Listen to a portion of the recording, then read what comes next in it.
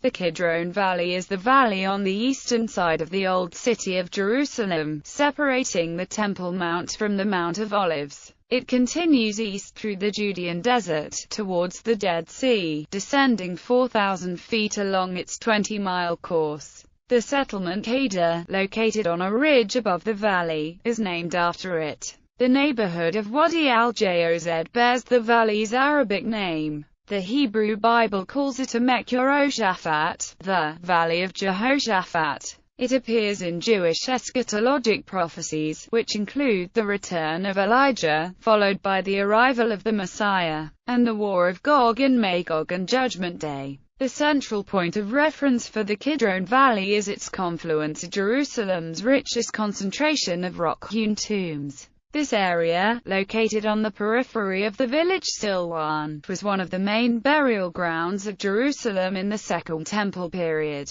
Several of these tombs were also used later in time, either as burial or as shelters for hermits and monks of the large monastic communities which inhabited the Kidron Valley. The ancient tombs in this area attracted the attention of ancient travelers, most notably Benjamin of Tudela. A constant source of confusion is the fact that the modern name of Kidron Valley applies to the entire length of a long wadi, which starts north of the Old City of Jerusalem and ends at the Dead Sea, while the biblical names Nahal Kidron, Amek Jehoshaphat, King's Valley etc., might refer to certain parts of this valley located in the immediate vicinity of ancient Jerusalem, but not to the entire wadi, and certainly not to the long segment crossing the Judean desert. Similarly, in Arabic every more substantial wadi has many names, each applied to a certain distinct segment of its course. Influence of the itinerary of Benjamin of Tudela. There is no general account of the Mediterranean world or of the Middle East in this period which approaches that of Benjamin of Tudela in importance, whether for Jewish or for general history. Most of his record, written in the 12th century, is concise and clear, presumably only a priori acute eyes of the ample material he brought back with him. He indicates the distances between the various towns he visited, tells who stood at the head of the Jewish synagogal communities, and who were the most notable scholars. He gives the number of Jews he found in each place, though it is not clear in many instances whether he is speaking of individuals or of householders, and in some cases, such as Baghdad, the figures seem to be exaggerated. This may be due to the corrupt state of the text as we now have it. He notes economic conditions, describing the activity of merchants from various lands in Barcelona, Montpellier, and Alexandria, and speaking frequently of the occupations of the Jews, the dyers in Brindisi, the silk weavers in Thebes, the tanners in Constantinople, and the glass workers in Aleppo and Tyre. He was deeply interested in Jewish scholarship, and his account of intellectual life in Provence and Baghdad is of singular importance, as is his characterization of the organization of synagogal life in Egypt. Sects, too, engage his attention, not only the Samaritans in Palestine, but also the Karaites in Constantinople and a heretical sect in Cyprus, which he relates, observed the Sabbath from dawn to dawn. His somewhat highly colored account of the assassins of Lebanon and of the Guzturks are primary historical sources, and he is said to be the first European of modern times to mention China by the present name. The importance of the work can be gauged from the fact that it has been translated into almost every language of Europe, and is used as a primary sourcebook by all medieval historians. The itinerary maintains a parallel track throughout with respect to Jewish sovereignty and the Kidron Valley area. It is the main historical document used by modern archaeologists and historians to identify the Kidron Valley and its historical significance. Historians also glean information regarding cultural settlement patterns and Jewish societal norms from this text. When Benjamin narrates his travels among the Jews in Damascus, the lists of communal elders diminish. This fact would coincide with the traditions of the Middle Eastern communities that held a more hierarchical code of government. In several communities we meet individuals with the honorific title, Nasi, or prince. This title seems to indicate that its bearer ascribed his family lineage to the house of King David. The function of these men was governance of the community. Kidron Valley in eschatology. The Hebrew Bible calls the valley, Valley of Jehoshaphat, a Jehoshaphat, meaning, the valley where Yahweh shall judge. In the times of the Old Testament kings, the Kidron Valley was identified with, at least in part, the king's garden, the king's owned land in the area. That the Upper Kidron Valley was also known as the King's Valley, in which Absalom set up his monument or pillar, is problematic. The Bible does not make this identification explicit, and the association can only be inferred as associated with En-Rogel, which is farther down the Kidron Valley towards the desert. It should be noted that not all scholars agree with the traditional view that the Kidron Valley is the location of the Valley of Jehoshaphat. Biblical commentator Adam Clarke maintains this view, claiming that the Valley of Judgment is a symbolic place. Kidron Valley was not associated with the Valley of Jehoshaphat until the 4th century AD. A passage in the Bible mentions that God will assemble all nations in the Valley of Jehoshaphat.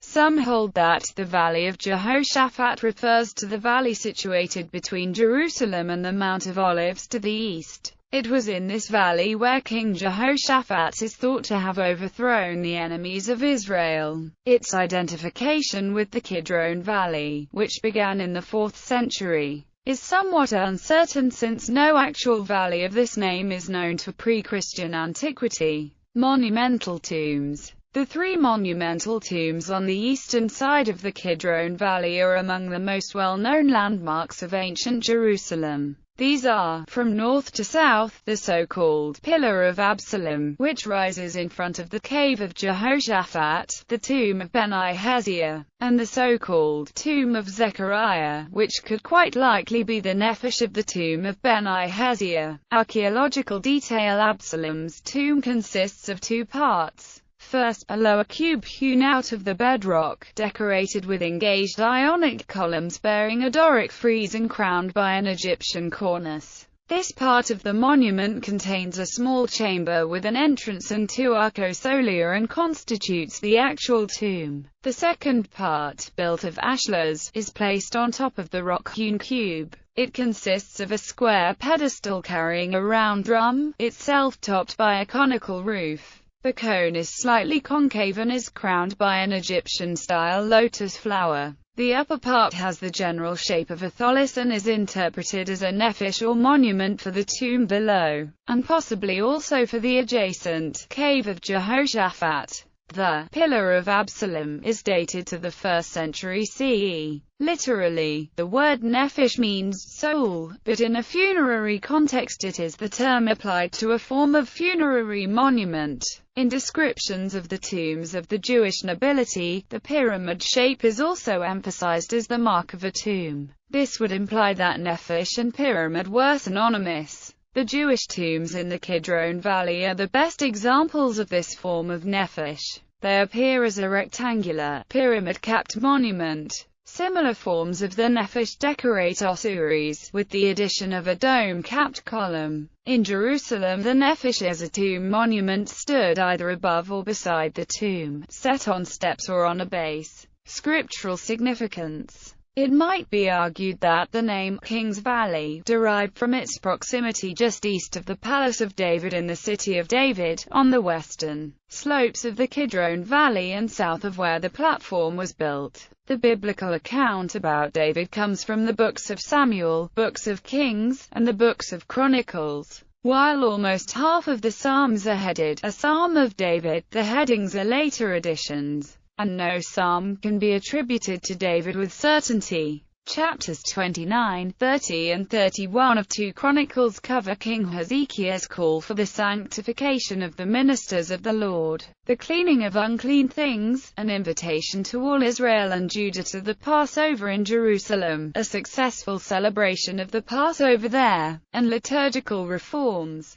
The Wadi Kidron was utilized for the ritual cleaning of unclean things found in the Temple of the Lord during the reforms of King Hezekiah around 700 B.C. The priests removed the unclean things from the inner part of the Temple of the Lord to the courts of the Lord, and the Levites carried the unclean things for ritual cleaning to the Wadi Kidron. According to the Tanakh, King David fled through the valley during the rebellion of Absalom. According to the New Testament, Jesus crossed the valley many times, traveling between Jerusalem and Bethany. Catholic Encyclopedia article. The valley contains the Garden of Gethsemane, where Jesus was arrested. Contemporary. In 1989, the Jerusalem municipality conducted routine development work in the area. Upon widening a narrow street near one of the approach to the Silwan village, bulldozers uncovered a number of square openings hewn into rock. The Israel Antiquities Authority immediately stopped the road construction. After uncovering the underground spaces, archaeologists found themselves standing inside large burial complexes which appeared intact. Moving carefully from one chamber to another, flashlights revealed an abundance of artifacts scattered on the floors, pottery and glass vessels, oil lamps and many ornamental ossuaries. The three large caves proved to be part of an extensive Jewish burial ground in use at the end of the Second Temple period,